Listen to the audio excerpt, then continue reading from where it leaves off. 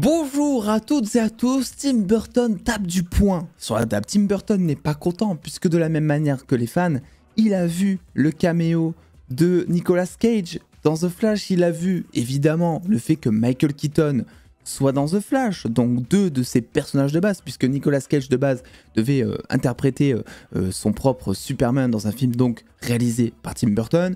Et il y a aussi forcément son Batman favori, son chouchou Michael Keaton. Il a vu Flash. Il est vraiment pas content et il râle après les studios, il râle après Warner. J'ai décidé de reprendre un article ici de Ciné-Série qui reporte l'interview donc du cinéaste que je trouve ultra intéressante et qui montre un petit peu les limites ou pas, les non-limites peut-être d'Hollywood, le manque d'éthique peut-être ou le fait, je sais pas, d'aller voir le créateur d'un personnage et d'aller lui demander si des avis en fait, tu vois. Parce que qu'est-ce qui a empêché en soi? Peut-être qu'ils l'ont fait, je sais pas, mais qu'est-ce qui a empêché Warner, ou Andy Muschietti, ou n'importe qui a bossé sur Flash, d'aller voir Tim Burton pour lui demander des conseils sur ses personnages qu'il avait écrits? Tu vois, je ne sais pas, peut-être qu'on aurait eu un truc, peut-être qu'il aurait donné son accord, il aurait été payé en conséquence, et derrière on se serait retrouvé avec du vrai personnage, quoi, tu vois, de quelque chose qui aurait été repris de ce qui avait été fait il y a maintenant des années. The Flash, Tim Burton est dégoûté par le film et les studios. Tim Burton n'a pas vraiment apprécié l'utilisation dans The Flash du Superman version Nicolas Cage qu'il avait imaginé après ses films Batman avec Michael Keaton.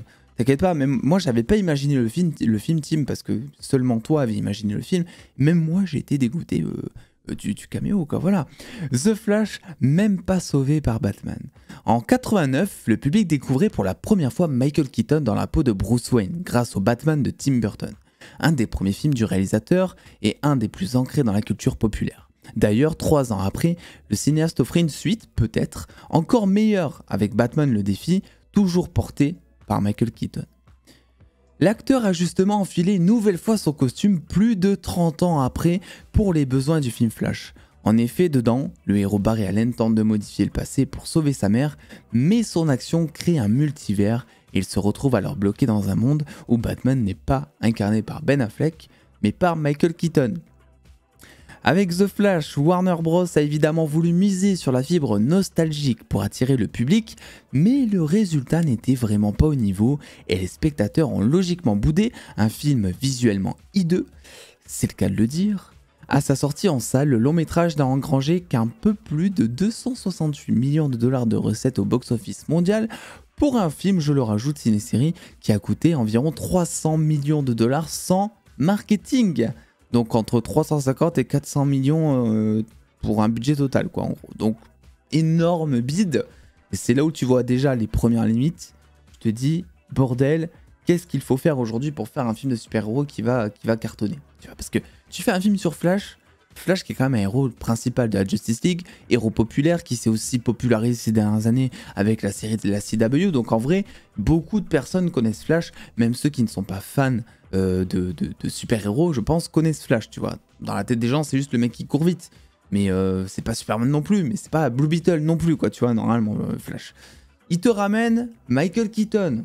Et ça, c'était totalement tissé dans les bandes annonces, etc. Donc, il te ramène quand même une grosse fibre nostalgique, tu vois. Ça ne fonctionne toujours pas, même avec cette fibre nostalgique. Ils te font croire ou comprendre que le film Flash va t'expliquer comment est-ce que DC au cinéma va se comporter dans les prochaines années.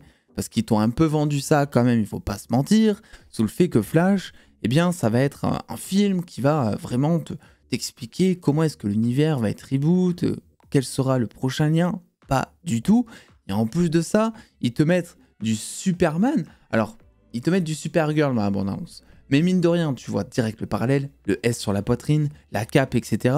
Tu te dis, ok, ça c'est une Superman meuf, en gros, même si tu connais pas les comics ou l'histoire, etc. Donc ça suscite la curiosité.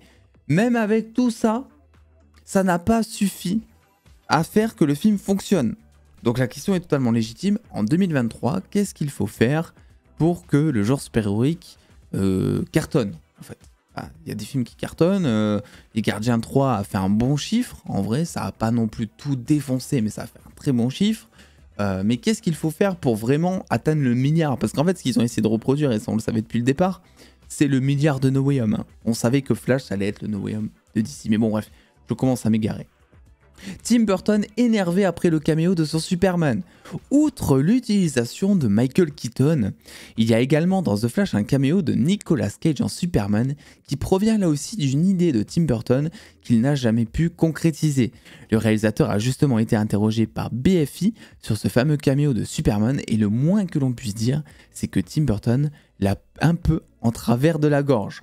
Lorsque vous travaillez aussi longtemps sur un projet qu'il ne se réalise pas, cela vous affecte pour le reste de votre vie.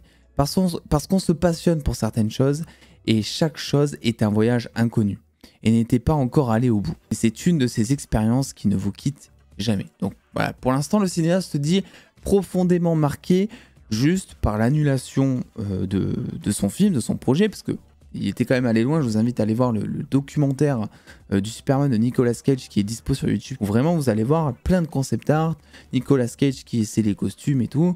Donc c'était pas juste la phase de pré-production, il y a quand même des moyens financiers qui avaient été engagés sur le long métrage. Le cinéaste enchaîne ensuite en pointant du doigt l'utilisation d'une part de son œuvre. Tim Burton se dit alors dégoûté des studios qui peuvent faire du détournement de la sorte. Ils peuvent prendre tout ce que vous avez fait, Batman ou autre chose, et le détourner culturellement. Ou peu importe comment vous appelez cela. Même en étant l'esclave de Disney ou de Warner Bros, ils peuvent faire ce qu'ils veulent. C'est pour cette raison que durant les dernières années de ma vie, je me révolte silencieusement contre tout cela. Et c'est peut-être pour ça d'ailleurs, voilà, petite pique gratuite, vous n'allez pas être d'accord avec moi sûrement, parce que c'est ultra surcoté comme série. Mercredi, c'est peut-être pour cela qu'il n'y a pas énormément de pattes de Tim Burton dans le projet. Alors oui, il est producteur de la série, mais enfin pas producteur, si je crois qu'il est producteur, mais en tout cas il y a certains épisodes qui sont aussi réalisés par lui. Mais en fait tu vois pas la couleur du talent de Tim Burton, absolument pas en fait. Je pense qu'il s'est totalement désengagé, il a perdu espoir envers les studios, c'est totalement compréhensible. Peut-être que maintenant voilà il produit des trucs qu'il réalise pour avoir des chèques et en vrai il a raison, je vais pas, voilà. Mais faut quand même rappeler ça. Il y a quand même un précédent où le mec il a quand même bossé pour des studios de ouf et tout, et s'il est dégoûté comme ça à chaque fois, c'est peut-être normal. Alors moi je me dis, quand c'est comme ça, ce que je vous disais en début de vidéo, quand c'est comme ça, est-ce que Warner, Andy Muschietti, n'importe qui, est-ce qu'il n'y a pas moyen d'aller voir Tim Burton, tu vois? Je veux dire, le mec, bon, tu le contactes, quoi, tu vois, tu trouves son numéro, voilà, dans ton répertoire téléphonique en 2-2, t'es le PDG de Warner, t'es Andy Muschietti, tu l'as le numéro, tu peux l'avoir.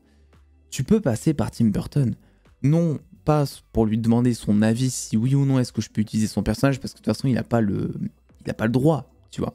Le personnage il appartient à Warner dans tous les cas, mais pour lui demander conseil, tu vois. Et à chaque fois ils font ça, souvent c'est ce qui se passe pour des personnages X ou Y dans les adaptations de comics. Ça arrive régulièrement que certains aillent voir les créateurs du personnage ou voilà, qui les utilisent comme consultants.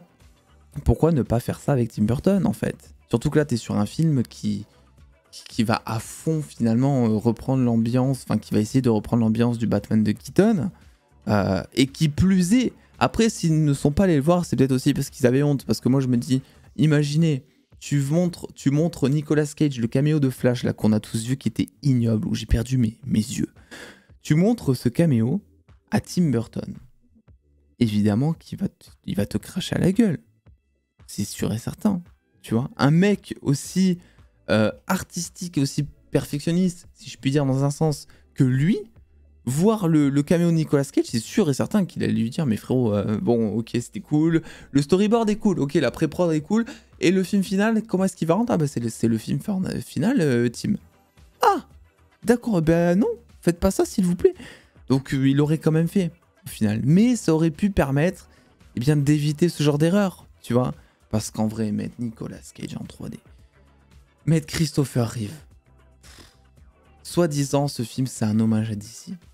Alors les gars, moi j'ai aimé le film, hein, je tiens à le rappeler, j'ai aimé le film, je trouve qu'il est juste trop décevant pour ce qu'il devait être. Mais cette séquence-là de caméo, pour moi c'est la honte. Je le redis, franchement j'ai eu honte d'être fan de DC quand j'ai vu cette scène-là. Parce que c'est dégueulasse. Et que même au-delà d'être fan de DC, Christopher Reeve, qui a porté Superman au cinéma, tu le vois comme ça dans Flash. Mais quelle grosse honte pour la famille, pour pour les fans. J'ai eu l'impression qu'on me crache à la gueule. Et encore, c'est même pas mon Superman favori. J'imagine même pas les gens dont c'est le Superman favori. Vraiment la honte. Voilà, donc Warner, toujours avec classe, n'a pas demandé l'aide de Tim Burton. Tim Burton se dit dégoûté des studios. Et je pense que comme beaucoup de cinéastes, c'est totalement légitime. Pour le coup, malgré tout, on le voit plus trop en ce moment. Voilà, il est derrière mercredi, etc. Apparemment, il serait toujours engagé sur la saison 2 de mercredi. Donc on verra un petit peu s'il arrivera à mettre une plus grosse patte artistique. Pour l'heure, c'est vrai que moi, j'avais été assez déçu de la saison 1. Donc voilà, n'hésitez pas à me donner vos avis sur tout ça. Il y a une nouvelle vidéo aussi qui est sortie sur la chaîne secondaire concernant les premières critiques de The Creator, le prochain blockbuster de Gareth Edwards qui sort la semaine prochaine, que j'attends énormément. Donc n'hésitez pas à aller checker si ça vous intéresse. Des bisous, le pouce bleu, l'abonnement comme d'hab. Et puis attends les dos, prenez soin de vous, faites-vous bien kiffer. Des bisous les dos.